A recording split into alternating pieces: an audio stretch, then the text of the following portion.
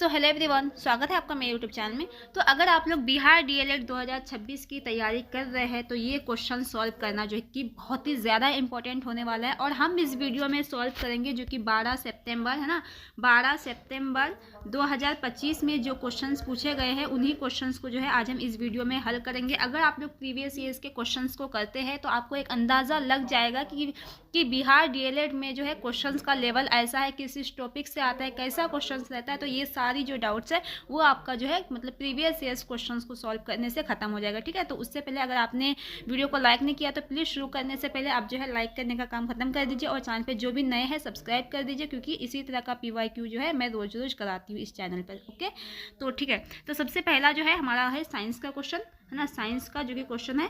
तो साइंस का क्वेश्चन में है कि इनमें से कौन आइसोबार है। ऑप्शन है ना, ऑप्शन ए है कि 40 CA 20 और 23 Na11। तो ये तो नहीं होगा है ना, ये होगा आपका जो राइट आंसर जो है वो ऑप्शन नंबर बी है ना, ये है आपका राइट आंसर। ठीक है, आप लोग देखिए, आप लोग अगर इन टॉपिक्स को पढ़ते हैं तो आप लोग जो है वहाँ पे पढ़िए और यहाँ पे आके जो है एक मॉक टेस्ट के तौर पर आप लोग जो है दीजिए, ताकि एक अंदाज़ा होगा कि हम जिस टॉपिक में हम जो टॉपिक पढ़े हैं क्या वो टॉपिक से मतलब क्वेश्चन आया हुआ है या नहीं है। ठीक है, ये अंदाज़ा आप लोग को हो जाएगा। नेक्स्ट क्वेश्चन है कि क्वेश्चन नंबर 72 कि वायुमंडल में उपस्थित विभिन्न गैस पृथ्वी पर किसके कारण मौजूद रह पाते हैं। ऑप्शन ए है वायु, बी है पृथ्वी के चुंबकीय क्षेत्र, सी है गुरुत्वीय त्वरण और डी है बादल। तो ये जो है गुरुत्वीय त्वरण है इसका राइट आंसर। ठीक है, नेक्स्ट क्वेश्चन है क्वेश्चन नंबर 73 कि जल संवहनी प्रणाली में केंद्रित है। ऑप्शन ए है कि पोरीफेरा, बी है कि मोलस्का, सी है कि इचिनोडर्मेटा और डी है कि कोएलेंटेटा। तो इसका जो राइट होगा सही आंसर जो होगा वो होगा इचिनोडर्मेटा। ठीक है, नेक्स्ट क्वेश्चन है क्वेश्चन नंबर 74 कि किस सूक्ष्म तत्व की कमी से पौधे के पुष्पन में समस्या आती है। बी है कि क्लोरीन, सी है जिंक, बी है जिंक, सी है बोरोन और डी है कैल्शियम। तो ये जो है जिंक जो कि जिंक की कमी के कारण पौधे के पुष्पन में समस्या आती है। ठीक है, इसका राइट आंसर होगा जिंक। ठीक है, नेक्स्ट क्वेश्चन है क्वेश्चन नंबर 75 कि मानव में कायिक गुणसूत्र ऑटोमोजोम है ना की संख्या क्या है। ऑप्शन ए है कि 44, बी है ऑप्शन ए है 46, बी है 44, सी है 23 और डी है 22। तो ये जो है ऑटोमोजोम की जो संख्या है मानव के गुणसूत्र में वो आपका होगा 44 ना, यानी कि 75 का जो कि बी आंसर इसका सही आंसर होगा। ठीक है, नेक्स्ट क्वेश्चन है 76। यहाँ पे कहा गया है कि गोल्गी उपकरण की कमी है। ऑप्शन ए है जिगर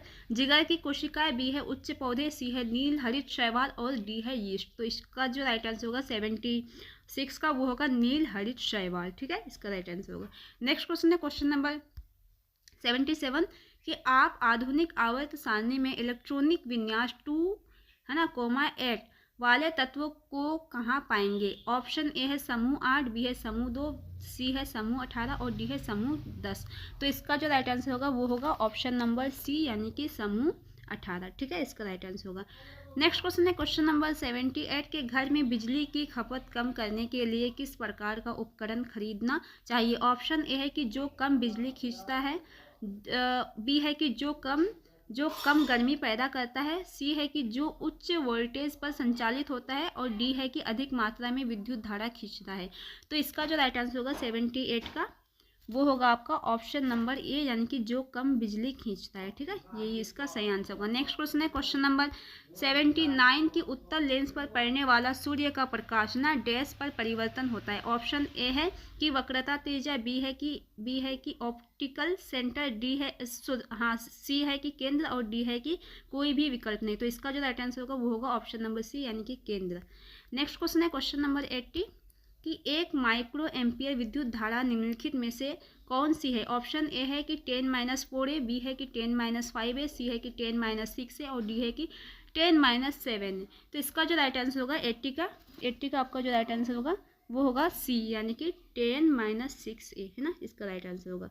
नेक्स्ट क्वेश्चन है क्वेश्चन नंबर 81 कि व्यावसायिक रूप से उत्पादित किस रासायनिक पदार्थ से मिट्टी की उर्वरता बढ़ती है। ऑप्शन ए है कि शाकनाशी, खरपतवार नाशक, बी है कीटनाशक, सी है कृमिनाशक और डी है उर्वरक खाद। तो इसका जो राइट आंसर होगा 81 का वो होगा ऑप्शन नंबर डी यानी कि उर्वरक खाद, ठीक है, उर्वरक खाद इसका सही आंसर होगा।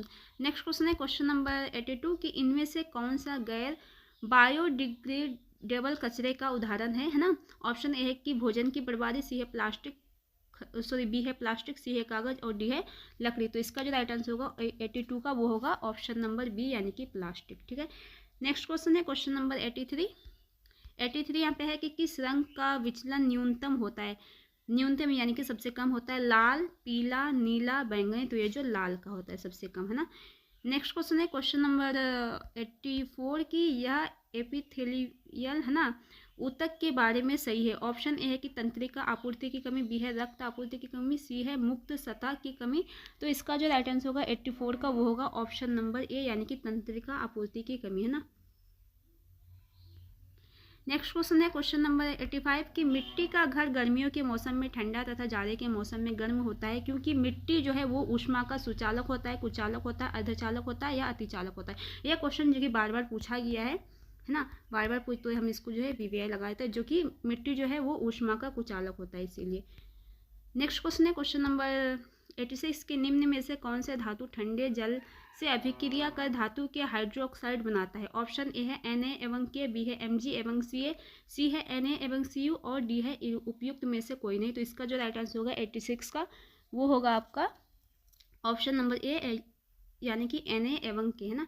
नेक्स्ट क्वेश्चन है क्वेश्चन नंबर 87 की उपलब्धता के आधार पर संसाधन को कितने भागों में बांटा गया है। 1, 2, 3, 4, जो कि 2 भागों में बांटा गया है ना, 2 भागों में बांटा गया है संसाधन को। नेक्स्ट क्वेश्चन है क्वेश्चन नंबर 88 कि एक क्षेत्र में जीवित जीवों की विविधता को क्या कहते हैं। ऑप्शन ए है कि पारिस्थितिकी, बी है जैव विविधता, सी है विकास और डी है वर्गीकरण, जो कि इसके जो है नाम से ही पता चलता है। तो इसका जो राइट आंसर होगा वो होगा जैव विविधता, ठीक है। नेक्स्ट क्वेश्चन है क्वेश्चन नंबर 89 है कि हाँ, चंद्रमा के सतह के पास स्वतंत्र रूप से गिरने वाली विभिन्न द्रव्यमान वाली 2 वस्तुओं में से कौन सा सत्य है। ऑप्शन है कि उन दोनों की गति अलग अलग होती है, बी है कि किसी भी क्षण उनकी गति समान होती है, सी है कि वे समान परिणाम की शक्तियों का अनुभव करते हैं और डी है कि वे अपनी जड़ता को बदलता है। तो यानी कि 89 का जो राइट आंसर होगा वो होगा ऑप्शन नंबर बी यानी कि किसी भी क्षण उनकी गति समान होती है, ठीक है। नेक्स्ट क्वेश्चन है, ये आपका जो है लास्ट क्वेश्चन है, ठीक है, कि वैध मक्खन में कम से कम कितने प्रतिशत वसा होनी चाहिए। ऑप्शन ए है 70%, बी है कि 80%, सी है कि 90% और डी है कि 95%। तो वैध मक्खन में जो कि कितना परसेंट, तो ये होना चाहिए 80%। तो हमारा जो है 20 क्वेश्चन जो कि कंप्लीट हो चुका है, जो कि ये सोशल साइंस से है, यानी कि बिहार DLED एंट्रेंस एग्जाम में जो कि सोशल साइंस से जो है वो कम से कम जो है वो 20 क्वेश्चंस पूछा जाता है, ठीक है। तो 20 क्वेश्चंस आप लोगों ने देख लिया कि क्वेश्चंस का लेवल कैसा है, क्वेश्चंस किस किस टॉपिक से आता है। तो ये सारी चीज़ें जो है वो प्रीवियस ईयर्स क्वेश्चंस को करने से होता है, ठीक है। अब हम जो है मतलब देखिए, आप लोग को जो है ना बुक लेने की कोई ज़रूरत नहीं है। मैं इसका जो है रुक्मणी पब्लिकेशन का बुक खुद मैं जो हूँ ऑर्डर कर दी हूँ और उसमें जितना भी सेट्स वगैरह प्रीवियस ईयर जितना भी रहेगा सारे सब्जेक्ट्स का मैं जो हूँ इसी चैनल पर कराना स्टार्ट कर दूँगी। और मतलब 2-3 दिन बाद जो है हिंदी का, उर्दू का, मतलब जितने भी स्टूडेंट्स हैं जितना जो भी होगा, ठीक है, प्रीवियस ईयर्स में, तो सारे के सारे जो है मैं इसी चैनल में आप लोगों का करा दूँगी, ठीक है। तो आप लोग को जो बुक लेने की कोई ज़रूरत नहीं है, ओके। तो देखिए, अगर इसी में आपको वीडियो अच्छी लगी तो प्लीज़ वीडियो को लाइक कर दे, चैनल में जो भी नए हैं सब्सक्राइब कर दे। मिलते हैं फिर नेक्स्ट वीडियो में।